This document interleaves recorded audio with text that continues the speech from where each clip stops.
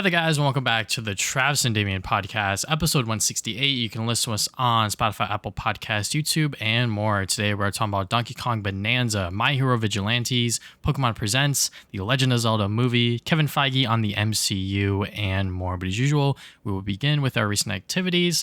Damian's activities pertain to what we will be talking about a little bit later. So I will try to quickly breeze through what I've been doing. So, I read 2 comic books over the past 2 weeks. First one was Superman Birthright. I started reading this a little after I watched the Superman movie. This is once again another origin story featuring the character. Kind of goes all the way back to when he got his powers up to, I forget exactly how many issues this series is, but it's well written. I think Mark Waid does a really good job personifying Superman in this version of the character. And then the other book I've been reading is because it pertains to the next DCU film is Supergirl, Woman of Tomorrow. I only have one more issue to read, but I'm going to just talk about it now. This book is very interesting because it doesn't really follow a traditional story structure, I would say, for a character. You know, like when you read something like Daredevil or Spider-Man, you really hear a lot of like they're in a monologue and you'll see like text bubbles pertaining to that. The book follows a random alien girl. I forget her name, but she's following with Supergirl and they go on adventures together. So you're kind of seeing the book through her eyes and her thoughts. And it's kind of interesting. There's a lot of issues that pertain to her helping Supergirl or sort of seeing how she operates and exactly why she's doing the things that she's doing.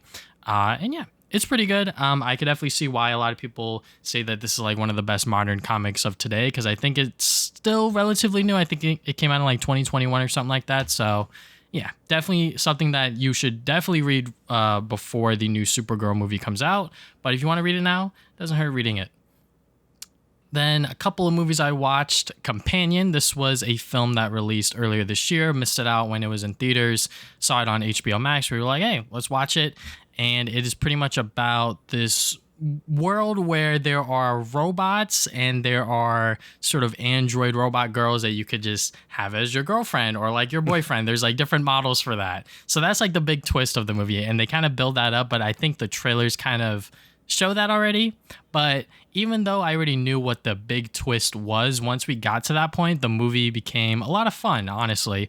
Even though it might seem like a very simple concept, what they do with it and how the actors and the story go, it's a lot of fun. Jack Quaid's in it. Every time he's in like a live action movie or anything that is not The Boys or Superman, he's always a fucking scumbag. And I love to see him in those roles. But yeah, you know, pretty good watch. If you missed out when it was in theaters like myself, definitely check it out on HBO Max.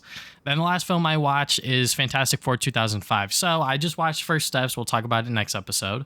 But I was like, you know, I kind of want to watch the other Fantastic Four movies before diving into this one. At least one, obviously, because I was very much stretched for time. So let's watch the 2005 one. And I've never seen this. I think I watched the Rise of the Silver Surfer like when it was on TV or something like that, but I barely remember what happens in it other than I think at the end like Johnny Storm somehow gets all 4 of their powers or some weird shit. I don't know what happens. Yeah, Anyways, I don't remember. Fantastic Four 2005. It definitely feels like a movie that was made during that time where they kind of show everything. It has like the same grounded campy nature of something like, I guess, like the Sam Raimi films in a sense where, you know, they're working around the same like budgets and the same scope, if you will. So yeah, it was kind of fun. I'm not going to lie, for like the first half. And then at a certain point, the story kind of just dips and I don't really know what's going on. They're kind of putting stuff together. The way the characters interact and work around is not exactly how they are in the comics from my understanding. Obviously, I am not a Fantastic Four reader, but I know that they just don't act the way that they do within the movie. Maybe it's a little exaggerated one way or the other, but yeah, it's just not a faithful comic book adaptation of these characters, but it was still a interesting watch just to see how superhero movies were made back then. Because really, it's like they aren't made like that anymore. You know what I'm saying? So, you know, just to see how that played out was very interesting. Now, let's talk about Donkey Kong Bananza. This is obviously the biggest Nintendo game out right now. It is the newest Switch 2 exclusive from Nintendo. It is made by the people that made Mario Odyssey and all this other stuff. So let me give myself a break. Damian, what did you think about Donkey Kong Bonanza so far? We haven't finished the game yet. I think we're on layer 900 or so. We're both at relatively the same points, like 10 to 11 hours in. So just keep that in mind. Yeah. So, I think we're about maybe halfway. I don't really know how long the game is. I do know it's pretty lengthy for a platformer, but I think this game is fantastic. I think it combines the best elements from Mario Odyssey and, weirdly enough, Breath of the Wild as well. It gives the player so much freedom to do whatever they want, just like a lot of recent Nintendo games have been doing that. But I feel like the progression and the reason why you're collecting stuff feels way better than it did in Mario Odyssey. So like the common complaint in Mario Odyssey was there's too many moons, right? Like that was like the major complaint of Mario Odyssey. It's still a great game. Like I loved it a lot, right? But too many moons, I felt like you just got them for doing anything and they didn't really mean much besides just progression through the story.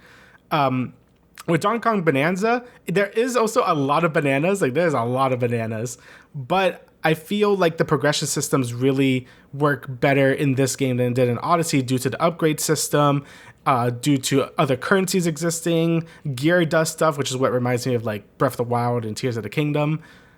It's just great, man. Like I think Nintendo really learned their lessons from both of those two games specifically and made like a game that really benefited from learning those mistakes of making a more open feeling game, I guess. But those are just my first initial impressions. I'm going to let Travis say something about it. But yeah, I am just loving the game so far. Yeah, no, I mean, as soon as you finish like that tutorial first level kind of thing, and then you drop down and you see Donkey Kong looking in the distance and he's falling down, I'm like, wait, this is Breath of the Wild. I was like, what the fuck is going on? But yeah, Nintendo has been really giving the player a lot of choice in their games, and I think that is just the way it is nowadays. I feel when it comes to like single player experiences, right? You want to give the player as much choice as possible in terms of how they tackle the gameplay, how they tackle the story, etc., etc. Linear action adventure games or linear stories in general are just not it anymore. I feel a lot of people or a lot of game devs are kind of going in the direction of being very loosey-goosey with how it goes. But anyways, Donkey Kong Bonanza, it is very, very good. I think that this is my personal game of the year pick right now, even though I haven't finished it yet. I could just recognize as I was playing the game, like you said, Damian, when you are collecting stuff, there's an actual purpose to it. You really want to go out of your way to dig into the ground, destroy literally everything to find the nearest collectible, whether it's a fossil or another banana. Those things will help you in getting more cosmetics, getting more skill points. The fact that you only need 5 bananas and it doesn't increase at all. You get 5 bananas, you get 1 skill point, and you continue to do that. You get more bananas as you progress into the game to unlock more levels, or you just do that by looking around and exploring. And I realized that within the first level where I was just literally just digging around, punching everything, destroying everything. And the fact that the game allows you to do that as well within this, I guess, like somewhat open world 3D platformer in a way, where every single level you could just look around, do what you want. There have been many times where I enter a world and there's like those like rock people with that exclamation point where it's like, hey, talk to me and we will show you where to go next. And I'm like, you know what, let me go off and explore a little bit. And then I happen to be where that exclamation point was going to lead me to anyways. And I was like, oh, okay, well, it looks like me exploring was a way for me to advance the story anyways. So yeah, there's just so much that you could do within this game, and it is a lot of fun, and the progression of unlocking the sort of Kong powers as well. That was something that I completely forgot as I was playing the game. I was like, oh my God, yeah, like you get these special animal abilities which enhance your skill set, and you could do X, Y, and Z, whatever, to sort of allow you to unlock more stuff within the world. Yeah, and I think the gameplay feels very unique to itself as well. I was afraid that it would just be like, oh, this is Mario, but with Donkey Kong or something, right? Like I was afraid it weren't going to really make Donkey Kong feel like Donkey Kong, but they did. Like having the fully destructible terrain, the game focusing a lot more, I guess, on combat. You could climb on anything with no stamina bars. And of course, the Bonanza powers as well really adds a unique like twist to the gameplay. Like it doesn't just feel like I'm playing a 3D Mario. Like it feels like a proper like realized moveset for Donkey Kong in 3D, which I know existed already with Donkey Kong 64, but a more modern take after like 20 years or whatever when that game came out was definitely needed. And, the Bonanza powers themselves are a ton of fun to use. You could refill them super fast. Like whenever you get the gold chips or whatever, it like increases the power bar like insanely fast. So you could basically be in Bonanza form like the whole time. Yeah. And once you get more Bonanza forms, you're able to switch between them mid transformation. So if you need to beat something up or you need to dig around, you could do the Kong power up. If you need to start flying, you could go to the ostrich one. Or if you need to run through a stretch of land, you could switch to the zebra one. All like seamless. It feels fantastic to use. And you don't even need those Kong powers for Kong to feel like good. His basic moveset already feels great with the you could pick up the dirt from beneath your feet. You could surf on it, which gives great mobility. You could use that chunk to like hit enemies, or you could like do a double jump like Klonoa with it. You could roll around. Kong's moveset just feels fantastic, and just navigating the whole like levels and worlds just feels like super effortless to do. And, I'm trying 100% each area as I'm going, which is like a lot because there's a lot of bananas and a lot of fossils. And at first I didn't know I was going to do it, but the game actually rewards you just for looking around every nook and cranny. And if you're digging through the dirt just to like get a collectible, there's a chance treasure chests could pop up, and those treasure chests could have maps to like just show you where the fossils or bananas are. So it makes this like really good feedback loop of like, if you search for more stuff while digging or just doing whatever, you're probably going to get rewarded with more locations of where these things are. And I think that's fantastic because of how big this game is and how you can basically just destroy anything and go through anywhere. It was a very daunting task to be like, I don't know if I'll 100% this, but Nintendo really thought ahead of that and just being like, hey, if you're just engaging with the core mechanic of just like digging through the holes or whatever, you're able to 100% every area pretty easily. And on top of that, you don't even really need to collect too much things. Like you could just kind of progress through the levels as just a normal 3D platformer.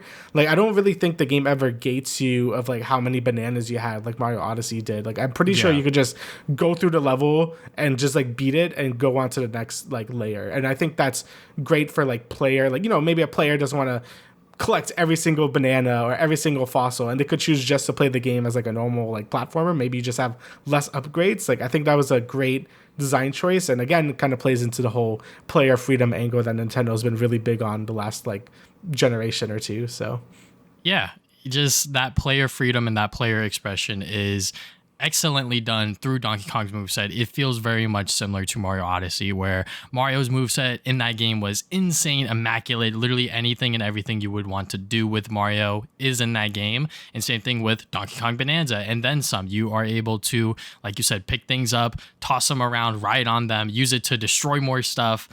Everything about Donkey Kong's moveset feels very satisfying and a lot of fun to use. And on top of that, the game makes sure that you do not get lost. The fact that very early on that they introduced, I believe it's the left bumper where you could just have Pauline sing and then you could find your way to the next destination. And on top of that, when you have that on, you could also see what fossils or potentially what other bananas are nearby if you have those maps unlocked. So yeah, there's just a lot to do within Donkey Kong Bonanza.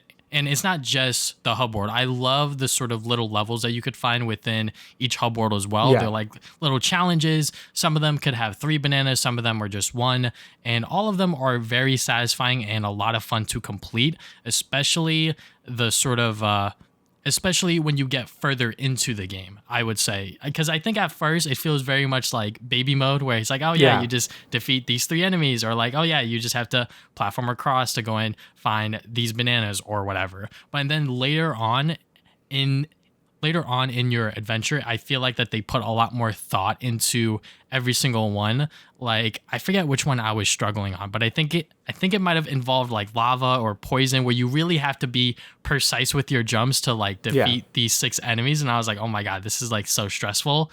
The most recent one that I did involved, I think it was like the falling ice cubes with ice cream or whatever. I did that one, Those were a lot of fun, even though it's not necessarily like the most intense stuff. Just having to carve out a path for these stupid ass ice cubes to make that ice cream is still something that you obviously wouldn't normally do within the normal adventure. Yeah, and I think it really shakes up the gameplay.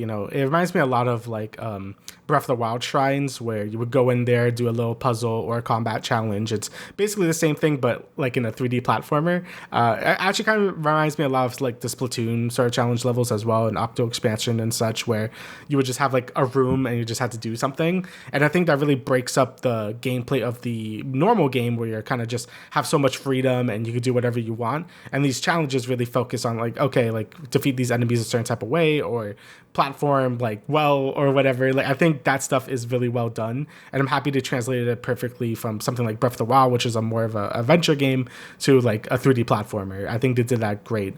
Another thing I want to talk about is just the boss fights. Like, I think the boss fights look really cool, and I think they have cool like phases and stuff, but they are like very easy so far. Yes. There was a few that were really creative. Like the ice one was really cool, where it would like, you would beat it up, it would go to a second phase, and then like follow it with the zebra, and it would like go up. Like, Yes. that was a cool fight.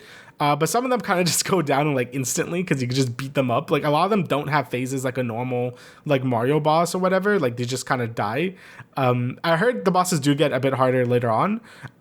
But, it is kind of a shame that they aren't, like, I guess, a bit more challenging, or have a bit more phases. Because, I think Nintendo really nails boss fights in something like Splatoon, where obviously that game is a lot more combat focused. But I feel like that game has proper phases, and, like, the game gets, like, truly hard towards the later half for some of the bosses. Yeah. So hopefully we'll see that with Bonanza. But I do like the variety of enemies. Like, that's really nice.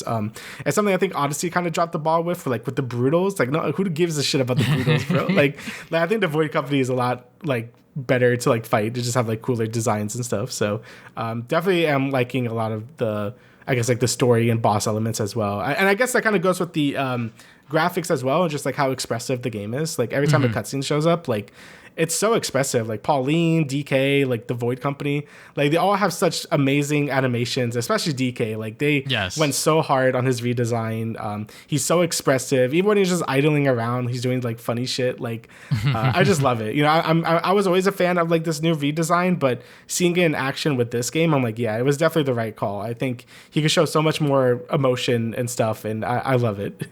Yeah, and apparently this design DK was the first iteration of it, and then it moved on into the Mario movie and then Mario Kart World. So, this came first, and it was just the last one that we saw to be released. But yeah, the boss fights are definitely, I would say, the weakest part of the game, because it does feel very easy and not exactly all that challenging to get through.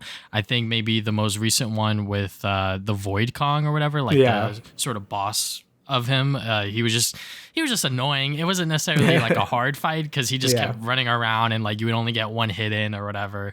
But the other boss fights were, they were typical standard 3D platforming boss fights, other than the ice one, where you did have to use that zebra power, and you did have to really platform across to get your hits in. And yeah, overall, I would definitely say that Donkey Kong Bonanza has really nailed everything that I would want from this game. It was definitely my more anticipated Switch 2 title out of this one and Mario Kart World, and I'm glad that they nailed it.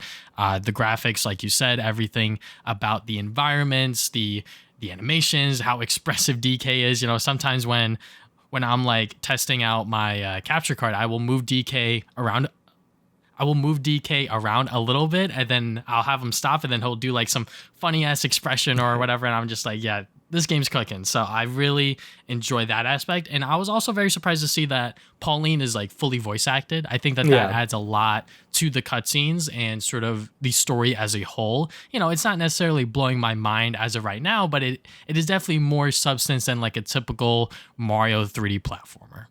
Yeah, I agree with that. Like, I'm actually surprised how much like voice lines Pauline has, because every time you make her get away and sleep in the bed, she has like unique dialogue for each bed. I'm like, that's kind of insane. So they definitely put a lot of effort into Pauline and her characterization, and I like it. She's like a little girl like stuck like with this random monkey and stuff, but it is a nice little story they got cooking. And I heard the finale is like insane. That's like the only thing I kept hearing about. Obviously I don't know anything that happens, but all I know is the finale is crazy. So but I think Nintendo recently with finales have been like absolutely cooking. Like Odyssey's ending was great. Breath of the Wild, Tears of the Kingdom's finales were awesome. So I'm sure this game will have a phenomenal ending as well. So probably by next podcast we will definitely be talking about that and our full sort of review on it. But as of right now, yeah, Donkey Kong Bonanza is definitely like, I don't know, like, it's gonna be hard to see where this game is in my game of the year list because there's a lot of good games this year. Yeah. But yeah, this game is definitely blowing my expectations out of the water, and I was very, very excited for this game as well. So yeah, Bonanza is they cooked a Bonanza. It's extremely good. All right, so let's move on to the next thing that we have both been doing over the past week. I assigned us homework. I said we should watch My Hero Vigilantes because this is a 13-episode spin-off series that takes place way before My Hero Season 1. So I will let Damian take the floor because he watched the first 6 episodes of My Hero Academia before he dove into actually, I watched it afterward. Okay, well... So what do you think? I watched Vigilantes and I really liked it. Spoiler alert! I thought it was really good. And then I kind of want to rewatch My Hero. I want to go back to My Hero for quite a while. I stopped midway through season 5 according to Crunchyroll or whatever. I did the class 1A 1B arc or whatever, and I kind of fell off. But I feel like a lot of people fell off around the same time. People were pretty negative about My Hero. People weren't really liking it. It wasn't until recently where people were starting to get back into it. So I was just gonna jump back into where I was. But after watching Vigilantes, I'm just man, I should just probably just start from the beginning. I mean, I haven't watched the first season of My Hero since 2016 or something. It's been almost 10 years. And I have a lot of nostalgia for My Hero. It was kind of the first anime I watched that was seasonal, I guess. Before then, obviously Dragon Ball, Pokemon, stuff like that.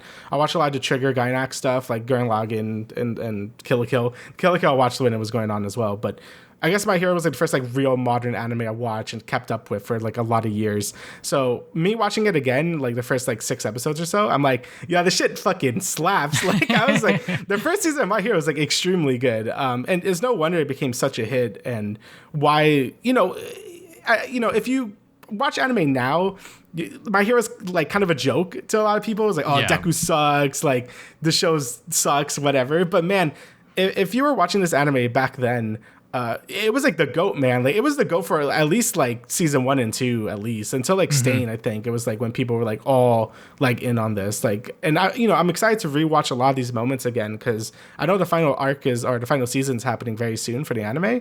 Yeah. So I would like to catch up and watch all these great moments again. And just the beginning with Deku and then talking to All Might, getting One for All. I'm just man, this shit's so good. You say run plays and I'm crying, bro. It's so good.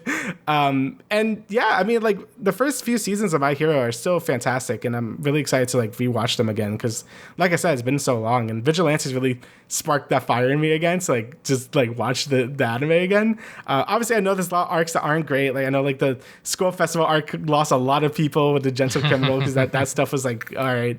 But I'm excited to catch back up to it. I definitely want to see if I could rewatch the rest of season 1 and at least the tournament arc by the time the next podcast happens because those are some very good moments in that part. So but yeah, man, it is a blast to rewatch My Hero, I'm not gonna lie. But I guess now we could talk about Vigilantes. And yeah, I guess just like I said, my initial reaction is I really like this show a lot. It takes definitely a lot more inspiration from Marvel and DC, a lot more than My Hero does. My Hero is definitely more of its own thing.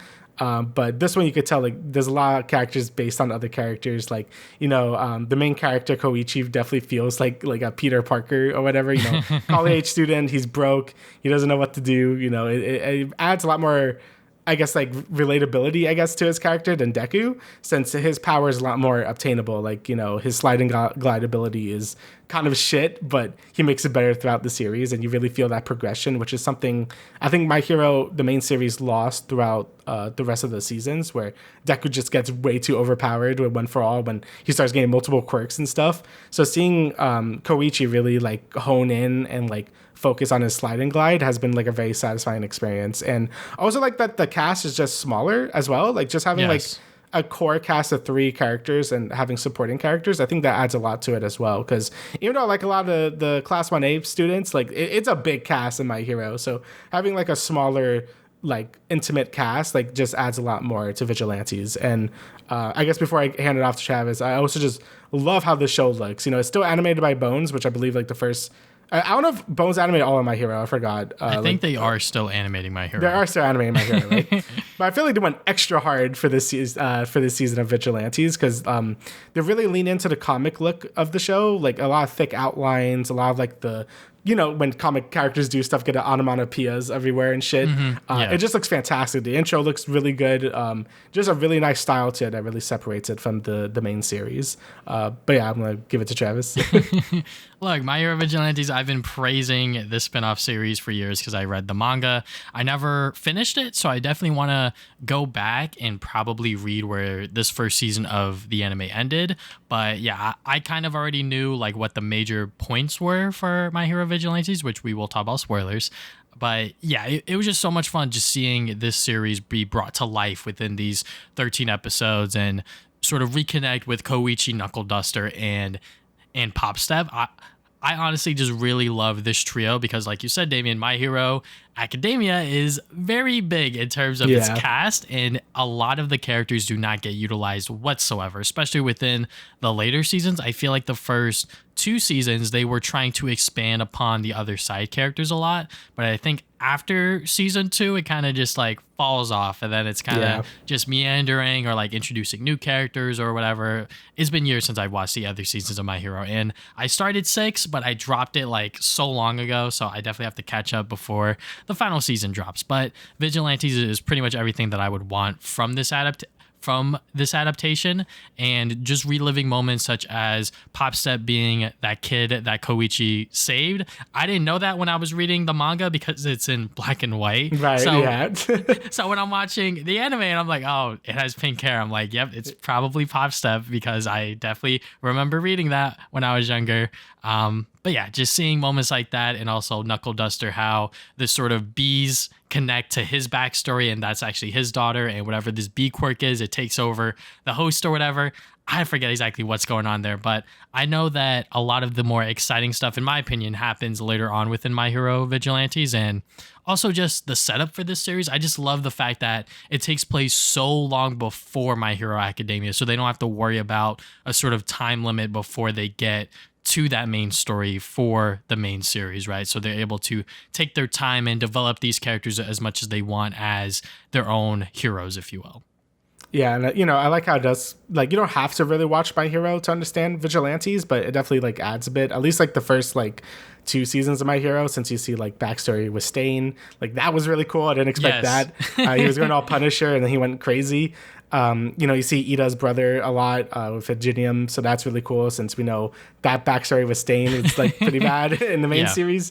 So that was really cool to see both of those characters before, you know, bad things happen to them. Also just seeing other characters and pro heroes show up. But I feel like it never like kind of takes away from the main cast. Like I think they're all like fantastic characters. Like Pop Step obviously is like Tsundere for like, you know, Koichi or whatever, and she's a pretty good supporting character. And Knuckle Duster is fantastic, man. Like his whole character arc is really good. Just like Crack House All Might, like he's like going crazy with it, just fighting for his daughter and, you know, fighting this drug. I don't know if was it a drug in the main series? I don't remember. It's been so long. I don't think so, but I felt like they used some like quirk enhancement thing, but I don't fucking remember. But anyway, it's like a cool, like, you know, again, a very like street level story dealing with like this drug, and it just like enhances like these villains to have like powerful quirks, and him try to get to the bottom of it and find his daughter. You know, some of like that last fight scene was fantastic with her, and just like the last episode with like that sad moment and stuff like that. That shit was good. Like Knuckle Duster is definitely like a fan favorite character for me now. Like he is great. Just like his philosophy is very street smart. His fighting style basically has no quirk. He's just like doing it for the love of the game. My man is great. I love him. And yeah, you know, a lot of the other side characters, like I'm forgetting her name, like the black hair girl, very like Lois Lane type character. She's pretty neat as well. Some of the other like vigilantes and stuff that you see, like that's also cool. And also like I like the backstory stuff. Like they give a lot of like how like quirks were like founded and how it started in the US, and like give a lot of lore dump on like the world of My Hero. I thought that was really neat actually, because it's not something they don't really talk about too much in the main series. Like I know they talk a lot about One for All and All for One or whatever, but seeing like the global scale of like quirks and how they work, I thought that was pretty neat as well. So but besides that, I thought the show was really good. It's very like low key for the most part. Like there are like a lot of episodes where it kind of just kind of living life, which I think is fine. Like it does feel very like sporadic when things happen. Is like now that I'm watching My Hero season 1, like that show's very like, you know, go with like doing stuff, while this show takes its time to like develop its characters, just have the heroes do like fun heroic stuff or whatever. Yeah, like that whole side story with like Pop Step and like the mall or whatever, like that rooftop concert. Yeah, so there's just like give time for these characters to like just be characters, but in the ending monologue when it's just like, oh, things about to get shitty real quick, I'm like, oh no. So yeah, it was a good like introduction to like this other side of the heroes in My Hero Academia, just like these whole vigilantes and stuff. So I really liked it. Good, glad I picked it. Yeah. Now we will move on to the general news of things first within gaming. So first up, we got the Outer Worlds 2 has reduced its price from, I believe it was $80 to now $70.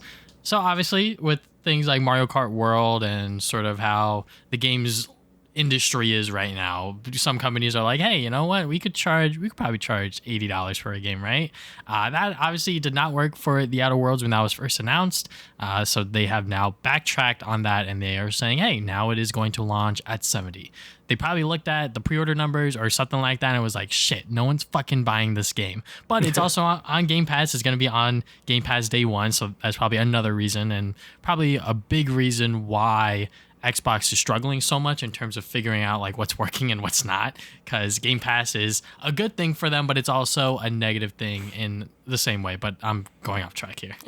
Yeah, it's when they charge $80 for Outer Worlds 2, everyone knew this game wasn't going to sell for $80. Like it definitely seemed like the Xbox wanted to sell Game Pass subscriptions more than the game itself, and it was just very obvious because no one's going to buy Outer Worlds 2 for $80. Like, I'm sorry. Like, Mario Kart has that pull. Like, people will buy Mario Kart for $80. If it's worth it or not, that's for you to say. But, like, Nintendo knew that game would sell, like, for $80. Same thing with GTA when that comes out. That game is definitely going to be 80 or more because it's fucking GTA, right? Like, people are going to line up to buy that game no matter what the price is.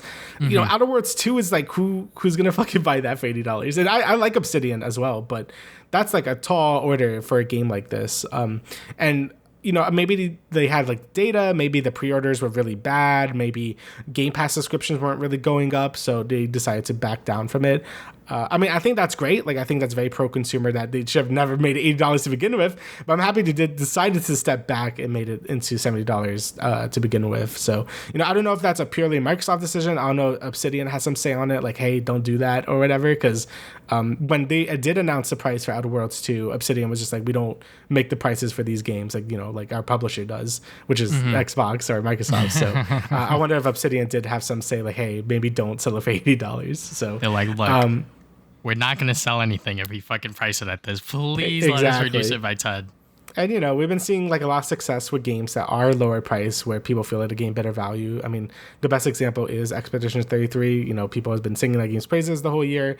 And that game was only $50, and that's like a game of the year contender for a lot of people. And it had a ton of content in it as well. So, hopefully we get more into the world where games are going back in price, or at least stay at 70 for a few more years. But we'll see, the economy and all that fun stuff. You can never predict it. But yeah, definitely a good decision by Microsoft, at least, after a bad one. Alrighty, so next bit of gaming news is the Pokémon Presents. This happened on the 22nd, and this was like the biggest nothing burger of a thing I've ever seen in my life. So it's really weird because they announced this present like a month or two beforehand. So a lot of people were getting their hopes up. For me, obviously I love Pokemon. I would always buy their games because I love my Pokemon slop. You know how it is. Yep. But ZA is still like coming out this year, so I didn't really want them to announce anything. I want the Pokemon Company or Game Freak to just focus on making these games good.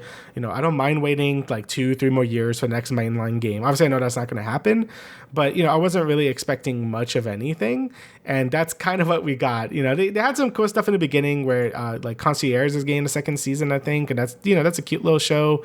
The people that made Wallace and Gromit, they're making like a cute like new short or show that's coming out in 2027. That's kind of insane. I forgot it was coming out that late. that stuff was cool. But in between that, it's like mobile game updates, things I don't really care about. They're like doing some like Pokemon like not theme park in Japan. I don't know why they decided to show that. It's like no one here could go to it. I mean, whatever. But yeah, then you got like the mobile game updates. They did show a new mobile game which was called like Pokemon like Puzzle or something. Pokemon Friends, that's what it's called. So you can play this for free on iOS or on the Switch as well, and you get like a free puzzle every day or something. Or you could buy it for like $40, but it looks like ass. So I don't know who's doing that. But then we get to like the actual news, which is like they showed more gameplay of Pokemon Champions. So if you don't know what Pokemon Champions is, this is basically like their answer to Pokemon Showdown, which is like sort of like just focus on battles, just focus on online play, making it easier for players to actually get the Pokemon they want and make competitive teams. And I think this is still a really good idea. Like having a dedicated platform for people to do their competitive Pokemon battling without having to buy the new game or having to worry about the new gimmick the new game is going to provide. I think that's great for competitive players. And I also think it's great for people that don't care about that side of Pokemon, because now I feel like Game Freak could develop like Gen 10, for example, as just like its own unique thing. Like maybe it doesn't have to follow the exact standards of a Pokemon game. Like maybe it could be more like ZA, where they're really switching up the combat or whatever. Like I think that's a really smart idea for the Pokemon company to do. And I mean the game like still like graphically kind of looks like ass, but it's also going to be on mobile, so I kind of get it. But I still think it's a really neat idea, and they're simplifying a lot of things. Like there's no more if you're not a Pokemon fan, this won't make any sense to you. But there's no more IVs anymore, so everything has perfect IVs, which is like stats that your Pokemon has at birth. So if like your Charizard has 0 attack IVs, it just kind of sucks. So they're getting rid of that. EVs are again standardized, so they're not like 200 something EVs anymore. There's only like 66, but it still like provides you the same amount of stats or whatever the fuck. So yeah, all that stuff sounds really cool. They're really streamlining the whole process to do competitive Pokemon battling, and that's neat because my barrier to entry for me is like I just don't have the time to like train up a whole party of 6 and then like make more parties to counter like certain other types that my team might have trouble with. You know, it's a pain in the ass. So I'm glad that they're doing this because competitive Pokemon battling I feel has been getting a lot bigger over the years. So I think Game Freak making like a proper like sort of like battle sim is the right move. And there's like rumors that it's going to add like new modes or whatever, like a Battle Frontier mode and shit. I mean, I'll see it when I believe it because that'll be sick, but we'll see. And then the last thing the show was like more ZA news, like a new trailer, Mega Dragonite, which looks okay. Like people are shitting on Mega Dragonite. I think it looks all right. It should have been blue if they want to have like the Dragonair Dragonite sort of thing going on. The player customization looks insane in that game as well. I'm so excited for it, and it's coming out October 16th. So yeah, not a lot. Like they didn't really show anything. People were hoping for Gen 10. People were hoping for black and white remakes. But hey, I'm just saying, let them take their time. Let ZA come out first, and then I don't even want to see the next game for at least another year or two, right? So that's just me though. Yeah, I mean, I don't know shit about Pokemon, but I know some people were upset that they're taking away like the PP and all this other stuff. Oh within, like, yeah, okay, combat. yeah. So ZA does have a different combat system where it's real time now, so you're able to dodge and do all that fun stuff. And your abilities, yeah, there's no longer PP. Everything's on cooldown based system now, so it looks very Xenoblade. So you use your moves. You have 4 moves, and like it's sort of like in a diamond shape or whatever. You use your moves, there's no accuracy anymore, there's no PP, you just use it when it's off cooldown. And also I think Mega Evolution is supposed to be on a timer, so you would like use it and you're powered up for like I guess like a minute or so, and then you could just like attack. So it seems pretty interesting. We're gonna see how well they do action combat since this is the first time they're doing it. I don't have I'm going to be optimistic that it could be sort of fun, but yeah, like I do think the Pokemon combat system is a ton of fun. It's just like the games that Game Freak makes don't really take full advantage of the battle system because the games are so easy, right? But I'm always down for change in the battle system, so we'll see how this one goes. But yeah, ZA still looks good. I'm so excited for it, and it won't run like ass, so that's good. Hopefully. As long as you get it on Switch too. Yeah, on Switch too, yeah. Next bit of Nintendo news we got here is the live action Legend of Zelda movie has its stars, so I'm probably gonna butcher these goddamn names, but we got Bo Bragenson as Zelda, and then we got Benjamin Even Angsworth as Link. Yep. So you probably don't know who these people are. I think a lot of people do not know who they are. They're sort of new actors, small-time actors, and this is going to be their first, I guess, big breakout role. Honestly, I love that they're going in this direction for a film like this. Obviously, I think a lot of people had Hunter Schafer as a huge fan cast for Zelda, which I was definitely down with. But I think them going with someone that is less profile, someone that has more to prove to really show that, hey, like I am a very good actor. That'll be a lot of fun to see them prove themselves on this big stage like the Legend of Zelda movie. It being live action, that is like a whole other thing. I think them doing the Mario movie and sort of it being just catering to like literally everyone. I think it's kind of hard to not like the Mario movie other than the fact that it did play it very, very safe. But it was still a fun, entertaining, enjoyable film.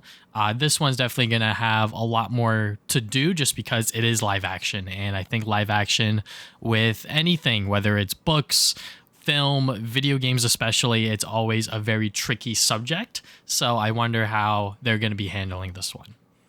Yeah, I mean, like, we still don't know really, like, the tone of this movie. Like, I'm assuming it's going to be more serious. So, and, you know, I don't know really what story they're going to adapt. Probably, like, Ocarina of Time, if I have to guess. But I don't know. Because then they probably would have had 2 links at that point. But I guess we'll see. And, you know, having more unknown actors, I think that's pretty neat. You know, obviously, everyone has their fan cast and stuff. But I think if they see that these people have potential to play as these iconic characters, then I'll say go for it. And, you know, it kind of, like...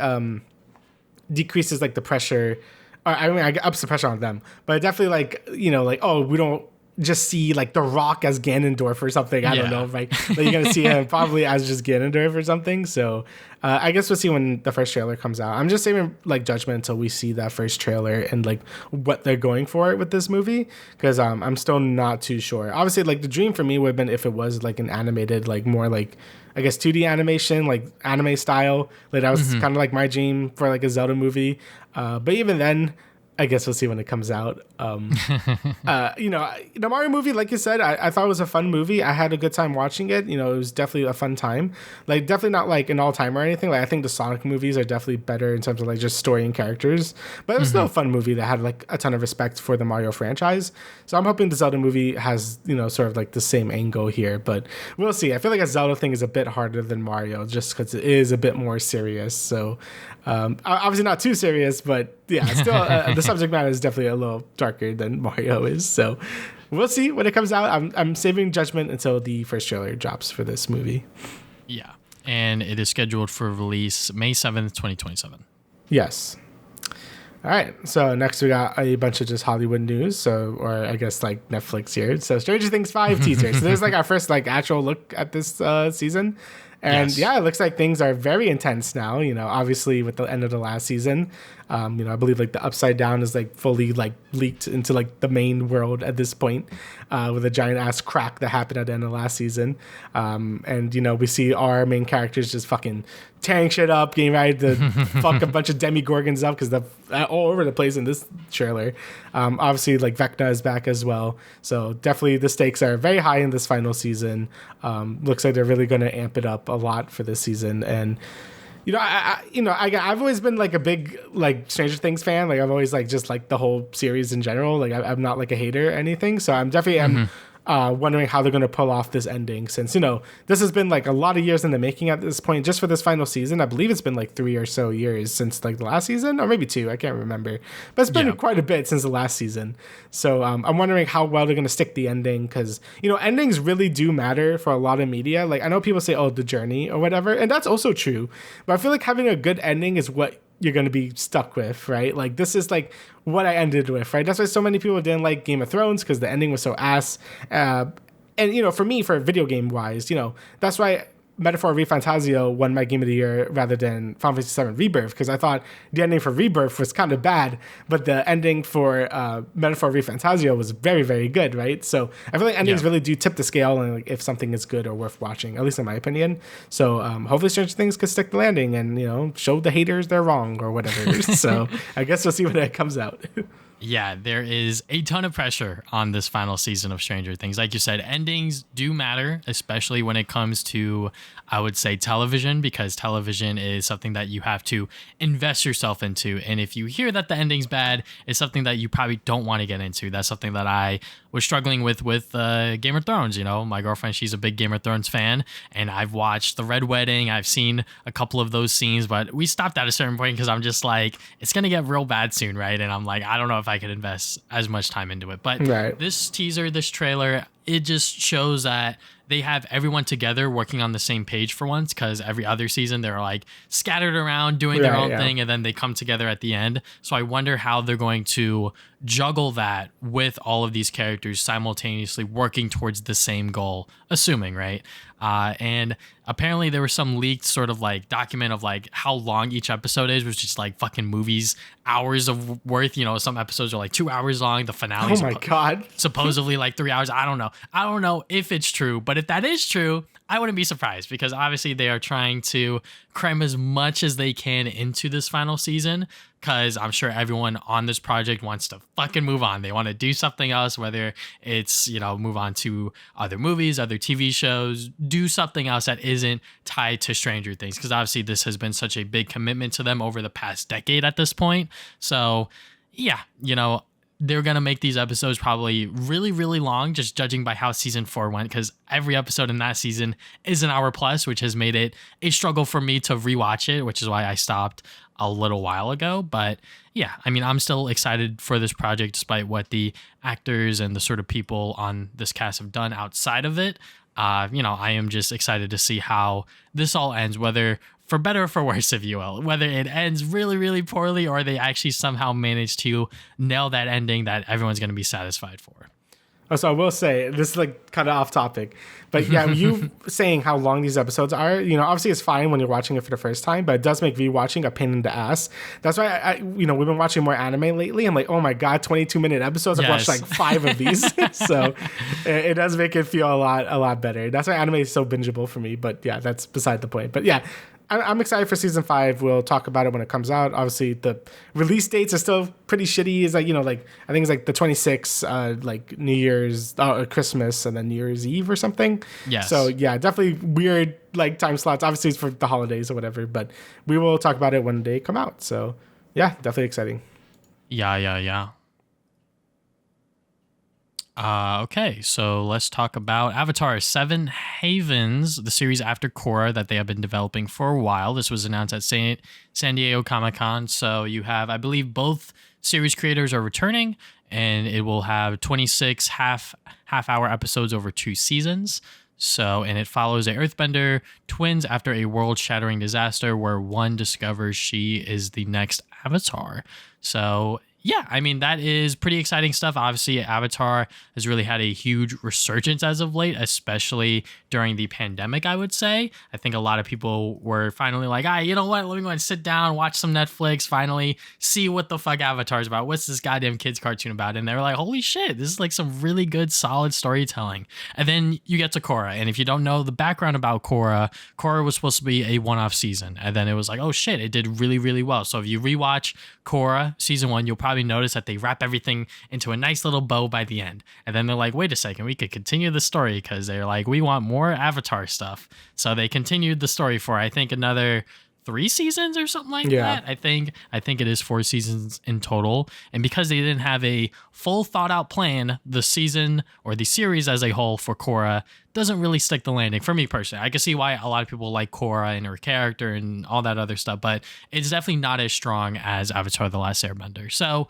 for them to return with 7 Havens is going to be very interesting. I know they probably know that there's a lot of pressure on this show, not just for kids out there watching, but it's probably gonna be a lot of young adults to like full grown adults watching this shit. So, you know, it's definitely going to be a very interesting experience to see a new Avatar series out there. And then they tease a little bit about the movie where it's like we're doing some insane like fucking animation stuff. So that is a long ways away. I believe that's coming out in 2027. But yeah, excited for the new Avatar projects.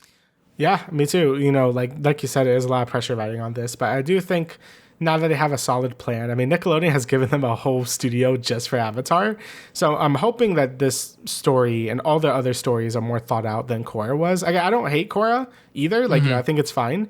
But, you know, there's a lot of great moments in that show, but also a lot of moments that it just feels very disjointed because they thought it would like this is our last season. This is our last season. All right, no, this is our last season. So, you know, without like Nickelodeon being as much of a pain this time, hopefully they're able to tell a really nice story, just like the original Avatar was. Like, it's just like a very like well put together story that is, enjoyable for all ages, basically. So hopefully this show does the same thing. Again, a lot of pressure right on it. Same thing with the Avatar movie that's coming out later. Like, not the blue people, but like this one. So I guess we'll see when it actually does come out. And, I still like that studio animated as well. So hopefully the animation looks nice. Hopefully we don't have, Invincible where, really like that show a lot, but the animation can be very spotty. So hopefully the animation looks really good as well. So, and, 26 episodes, I think is a pretty good amount as well. I mean, I don't like that it's split it between 2 seasons, but that's just how things work now. Looking back on My Hero, I'm like, oh, they're like 23 episodes a season. Remember that? So yeah. But yeah, anyway, I guess we'll see when it actually comes out. But I really like the character designs as well. Following the Earthbender is really cool. There's a lot of cool things you could do with Earthbending, and seeing like I guess the future that Korra left behind. That's gonna be interesting as well. So we'll see how that turns out. Alrighty, so last movie trailer here is fucking Five Nights at Freddy's 2. So we gained the sequel to that. I feel like this movie just came out, like the first one, but I think it's been like a year or two, or I can't remember. It's been a bit. But it's been a little bit. So we're getting the sequel. Looks like it's taking elements from, my FNAF knowledge is very limited, but it does look like it's taking elements from the second one. You have like the puppet guy, you have the balloon boy, you have like the mask, you have the mask bit. I remember that.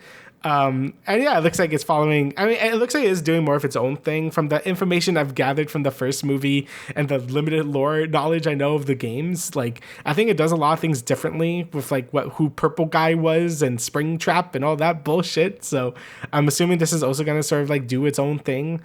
Since like the animatronics out now, they're not in Five Nights at Freddy's anymore.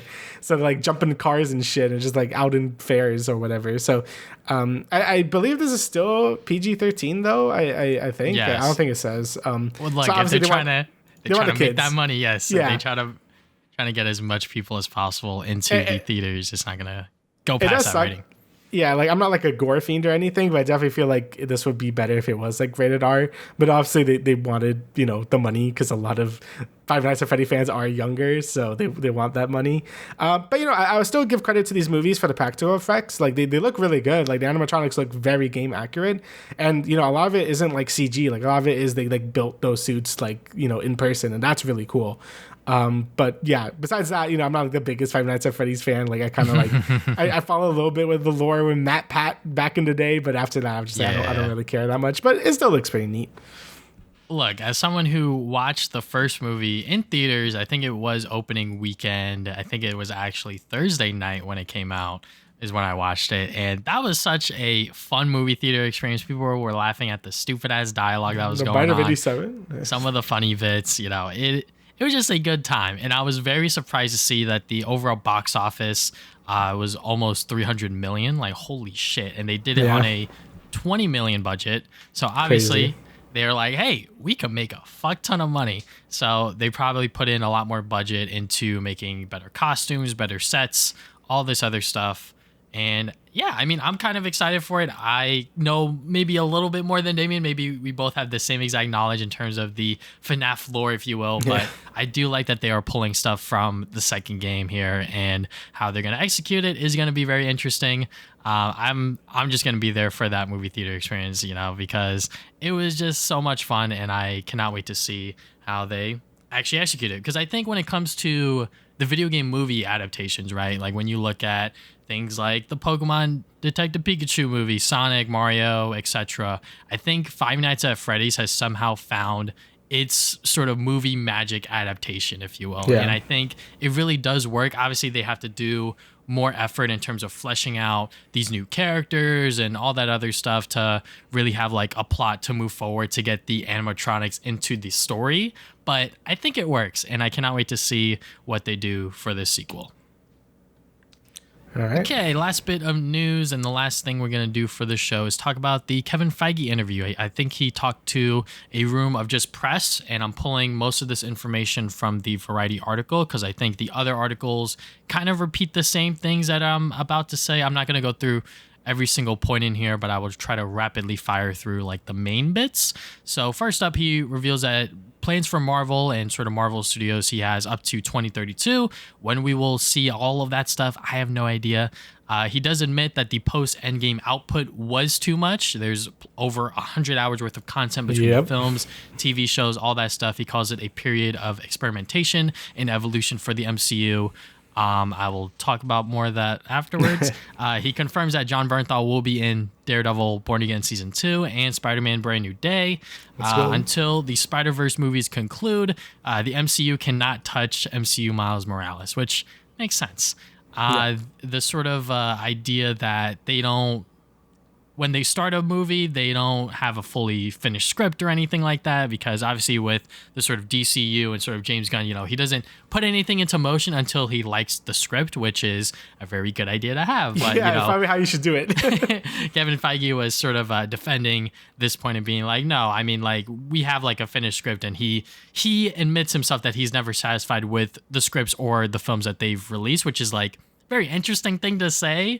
I guess that's just his way of saying that, like, he's like a perfectionist at heart or something like that. I don't know. And he also said that him and Marvel realized that Kang wasn't working as like a Thanos character before Ant-Man 3 even came out, before even the sort of Jonathan Major stuff came out, anything like that. And I'm just like, y'all still went through with it though. I don't know. Yeah. That's kind of weird. So anyways, there's definitely some good points that he makes here, some bad points that I definitely want to talk about. And the last thing is that he does confirm that Spider-Man Brand New Day will be a street level film, which is very Let's go. So I guess the first thing that I want to talk about is sort of him admitting that, like, yes, the post-Endgame output was too much, and the fact that people felt like that they had to invest themselves into all of that content for the MCU and sort of fall out of love for the Marvel movies and the Marvel projects. Makes sense. I think the reason why they were outputting so much was because they launched Disney Plus and they were like, we need fucking content on here. And Disney was like, make a bunch of shows. And they were like, ah, shit, we got to make a bunch of shows because that's what the mouse wants. And obviously that really hindered the progress of the MCU. Obviously now they're calling it a period of experimentation and all this other stuff. But I feel like nowadays, I mean, especially after just walking out of the Fantastic Four First Steps a few hours ago, like, there's still good stuff to be made there. I just think that if they take their time and they really make sure that each project gets the love and support that it deserves, they can still make really good stuff. Yeah, I mean, I agree. I mean, even this year, I think they've been doing a lot better. The new Captain America movie was pretty hit or miss for a lot of people, but Thunderbolts became a fan favorite, and now Fantastic Four, I see a lot of people really enjoying that movie as well. So it seems like when they do take their time or just develop just stories, have a finished fucking script, that's gonna be a good thing, right? Yeah. And I agree with the too much content. I think there was just too much going on, and like a lot of it just feels like filler, at least to me. I feel like besides you and me, I don't know anyone else I know that like is keeping up with this shit. Like it's just too much. Like my brother like just stopped. Like he watches the movies, and some of the shows like Loki, but most of it is just like not worth his time. Like I mean, I straight up tell him like Secret Vision is like garbage. I don't watch it. Or like some of these other ones just aren't as good. Like you don't really have to waste your time watching them because like why would you? Just to understand like a reference or something in the later movies. Like I don't think it's really worth it unless you're like super hardcore into it, right? But I think that is the right idea. So whatever they do with Disney Plus, like I don't know, I think they should do more creative things with Disney Plus. Like Your Friendly Neighborhood Spider-Man, that's a perfect example. That's like disconnected from the MCU. It could tell its own story. It's really good because of that. I think they should do more things like that. Just make like own original stories, not with the MCU, but maybe focusing on its own thing. Like I would love like a what if that was good, like Star Wars Visions. Like I would love that. That would be neat as well. So I think there's still space for Disney Plus in the just Marvel itself, like to make good Marvel content, but it doesn't have to be MCU content, right? Yeah. I guess they're afraid that, no one will watch it if it's not MCU related, but I think that might be the opposite case at this point. Like I think people don't watch these shows because they're part of the MCU at this point. So hopefully Kevin Feige could just be like maybe approve projects that are non-MCU related, and we can get more things like that. Because again, Your Friendly Neighborhood Spider-Man is a great example of that, and it's fucking great. So yeah. Yeah, and just to talk about them, the sort of audience feeling like that they have to watch everything and all that stuff. That's probably why Thunderbolts didn't do as well as it probably could have, because people see all of these no-name characters other than Bucky, and they're like, what the fuck? Like, how am I going to watch this movie without really knowing much? And honestly, obviously, we both know everything between these characters, but I feel like even if you didn't watch everything, the film retreads a lot of their backstories and gives you a good idea of who they are, and you could still be invested into what's happening within the present film that you're watching, right? And Kevin Feige even brings it up as that example where it's like, yeah, people probably didn't watch it because there's a lot of characters in there that they just did not know, just flat out had no idea who the fuck is goddamn Agent whatever, and it's like, I don't know, so I understand why people have fallen off with the MCU, and probably the reason why Thunderbolts didn't do as well as it could have. And it seems like that they're trying to isolate their TV shows again. Like you said, Friendly Neighborhood Spider-Man is definitely a very good example in terms of like original Marvel content that is worth watching on that program. And with sort of Daredevil coming back and them realizing, hey, we should probably make our series like more episodic and actually have a full-on story going on throughout the entire series, it seems like that they're going to really pull back on the output and really invest into just making really great shows. And Daredevil is a big reason why they're doing that, because I think they realized with their first draft of Born Again, they were like, fuck, we cannot release this shit in the state that it's in. Even though it is still like a very stitched up, Frankensteined up job, they realize that, hey, we have to go back and sort of realize that we can't really have everything connect from the shows to the movies, because people aren't going to fucking do that other than us and a few other people, I guess. Yeah. So, hopefully they just focus on just making good content. I mean, even like the Netflix stuff, like making their own, I guess, universe for like the Defenders or whatever, like they could do something like that, I guess, like that's devoid of the MCU. But again, just make good original content, and that's all she wrote, man. Like just like make it its own continuities. It doesn't. I mean, that's the beautiful thing about comic stories is like there could be so many different continuities. They don't have to be connected. Like your Friendly Neighborhood Spider-Man is gonna be his own continuity, and maybe you could have like a Iron Man show that's like totally devoid of the MCU. Like you don't need Robbie Downey Jr. to like be Iron Man or anything. But I guess we'll see when it comes out. I mean, there's still Marvel Zombies coming out, which I totally fucking forgot about. So we'll see about that one. But I think that Disney Plus, like at least divorcing it from the MCU is definitely like the right play, or at least not making it as major anymore.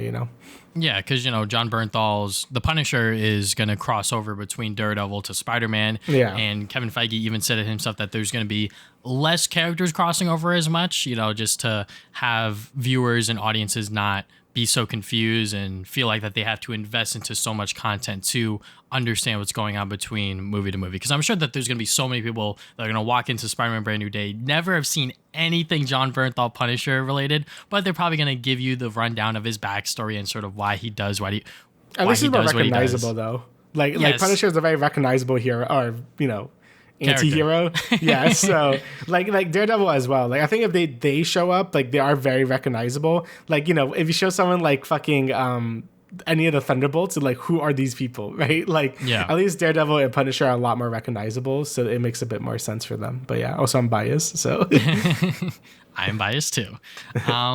But another thing when it comes to sort of the TV shows is that Feige disliked them sort of sitting on Wonder Man and Ironheart for so long, because Ironheart's been done for a while now. They filmed that a couple years back, and same thing with Wonder Man. And I think that was just them realizing that, once again, the way that they're making TV shows, they had to pause and really realize that, hey, we should like slow down a little bit. So, and I could definitely see his point there.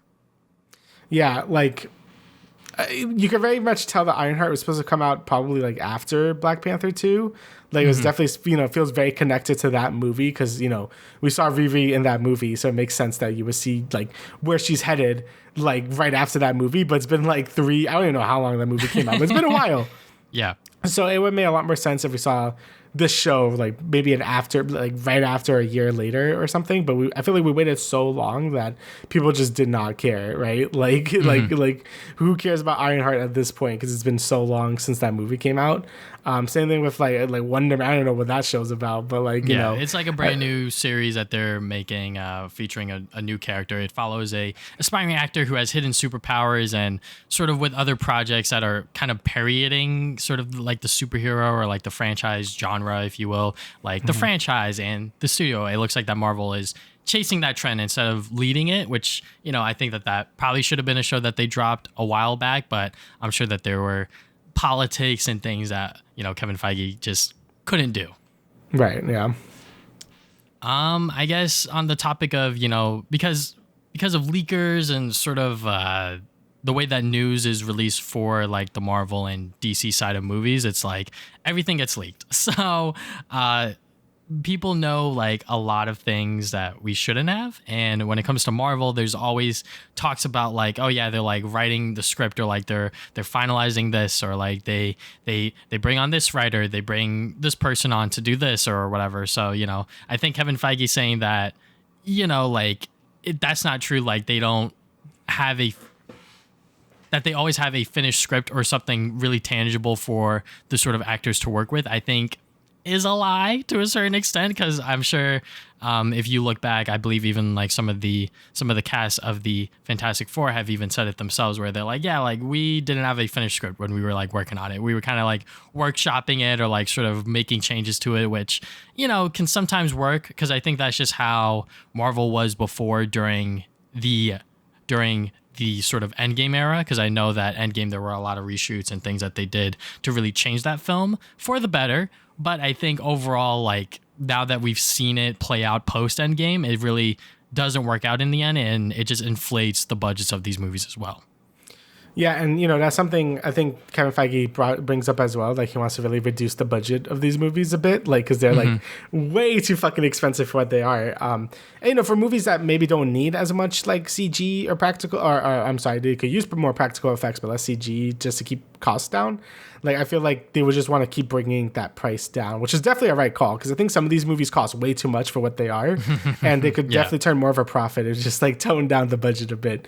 So it's great to see that. Obviously, like save the mega budgets for like the Avengers movies, because those are going to need a bunch of money to work. But a lot of these smaller movies, I think they could deal with like having less money and stuff tied to them. But and with the leaks and stuff, like. Yeah, like this stuff is just gonna get leaked all the time. Like the TikToker going inside like Doomsday fucking backlot or whatever. Like, you can't really control that. But I also agree with you where I don't really buy it. Like they have finished scripts, because I'm pretty sure with Doomsday they're just like with them delaying it and stuff. I'm just like that shit was not finished. Like they like I probably announced like Robert Downey Jr. is just like, yeah, you're Doom, Doctor Doom, I guess, like whatever. He's like, oh yeah, I planned this shit. Don't worry. I'm like, no, you didn't. Like probably like with the whole Kang stuff as well. It's just I guess we can talk about that now. Yeah, it's just like I really doubt he saw like he foresaw that Kang was not going to be popular. Like he went all in on this character with with Loki, with Ant-Man 3, with the whole ending credits with all them cheering on in the ring or whatever.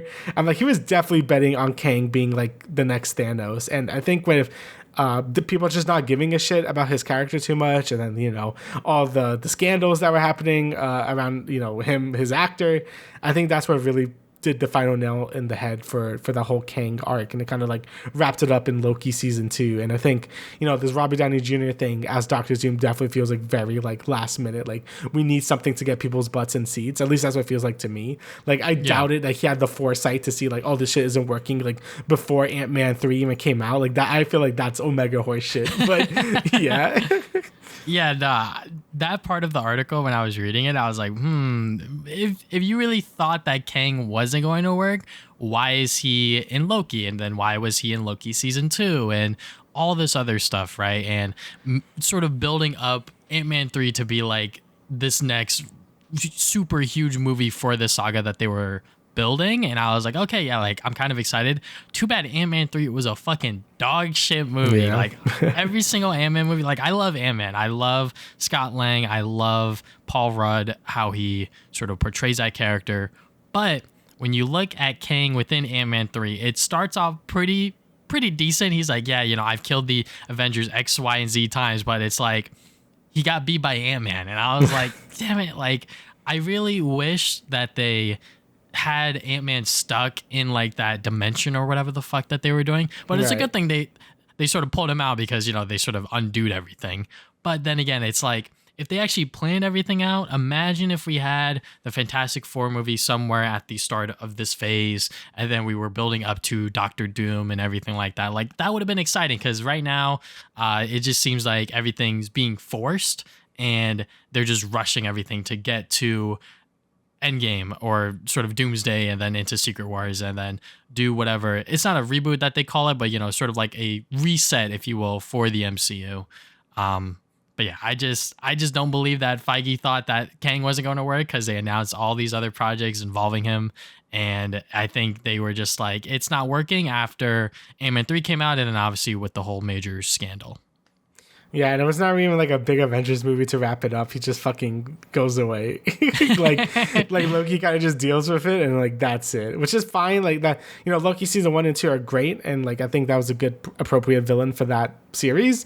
But it's also, he was clearly like an Avengers level threat, and it's just like, nah, he ain't gonna get that. So it just feels weird that just move on from that very fast, when I feel like they were building him up for like for a while now, but people just did not care. So yeah, definitely, like you said, I call bullshit on him, like predicting that he's like, oh, they don't like him. Like, all right. Yeah, that was just some horse shit. And then I guess the last bit of exciting news is that, yeah, he has confirmed that Spider-Man Brand New Day will be a street level movie. Apparently filming will start for that very, very soon on August 1st. So yeah, I think we're both pretty excited for it.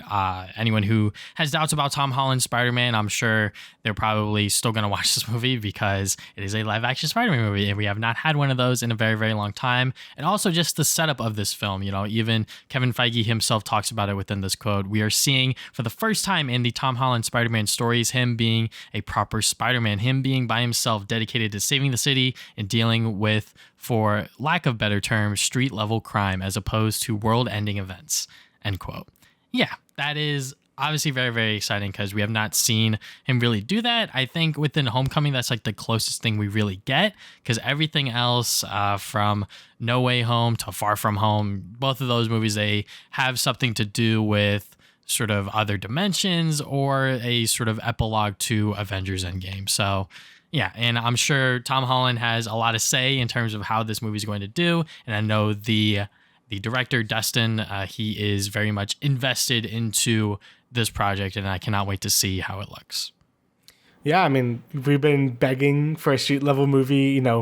A lot of like the earlier concepts seem to be very like another multi-dimension movie, like another like high stakes movie or whatever. But I'm glad that they decided to finally just make it a street level movie. It fits Peter Parker's character in the MCU super well at the moment. Like he brought up, no one remembers him anymore. He's finally a proper Spider-Man. Like not, he has no friends. He ain't got no Tony Stark or whatever. So is that just Peter Parker on his own, just dealing with stuff around the streets, right? And I think that's where Spider-Man is usually at his best. So it's going to be great to see the MCU's take on it, since they, like you said, they haven't really done much of that besides Homecoming for the most part. So it's going to be interesting to see how they do it in the MCU. Again, it could turn out bad, but we'll see. I've liked all the MCU Spider-Man movies. I know that's like a controversial thing to say, but I have. I think they've all been like really like solid, Yeah. I think it's the only trilogy of the Spider-Man movies where I think like all of them are like good. Like maybe it doesn't reach the heights of like Spider-Man 2, but also I don't think reaches the bottoms of Spider-Man 3 or Amazing Spider-Man 2. So yeah, I'm looking forward to it. So I'm excited for this new like Spider-Man in the MCU. All right, and I think that's about everything. Is there anything else you would like to add, Damian? No, that's about it. All right, so thank you guys for listening to the Travis and Damian podcast, episode 168. We will see you guys 2 weeks from now with another episode. See ya.